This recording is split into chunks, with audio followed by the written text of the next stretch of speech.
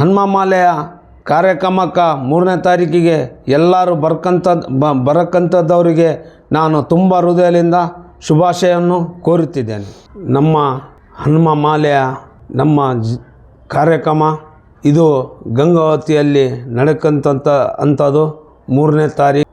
ಇದು ಎಲ್ಲ ಸಮಸ್ತ ಬಾಂಧವರು ಭಕ್ತಾದಿಗಳಿಗೆ ಎಲ್ಲರಿಗೆ ನಾವು ದಯವಿಟ್ಟು ಕಳಿಕಳಿನಿಂದ ಎಲ್ಲರಿಗೆ ಒಳ್ಳೆಯದಾಗಲಿ ಅಂಥೇಳಿ ನಾನು ಬಯಸಕತ್ತೀನಿ.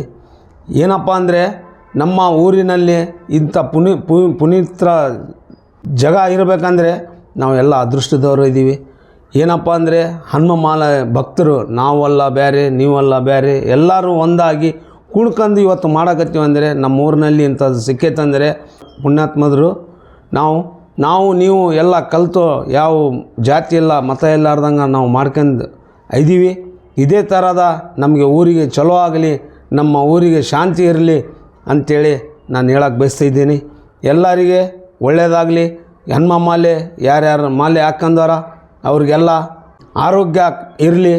ಹನುಮಮಾಲೆಯ ಎಲ್ಲರೂ ನಾವು ಭಕ್ತರು. ಆ ಹನುಮಮಾಲೆಯದು ನಮಗೆ ಆಶೀರ್ವಾದ ಇದ್ದರೆ ನಾವು ಚಲೋ ಇರ್ತೀವಿ ಅಂತೇಳಿ 2 ಮಾತು ಮುಗಿಸ್ತೀನಿ. ಜೈ ಹಿಂದ್, ಜೈ ಕರ್ನಾಟಕ. ನೀವು ನೋಡ್ತಾ ಇದ್ದೀರಾ ಸ್ಟಾರ್ ಆಫ್ ಕರ್ನಾಟಕ ನ್ಯೂಸ್, ನೇರ ನುಡಿ ಸಮಾಜಮುಖಿ.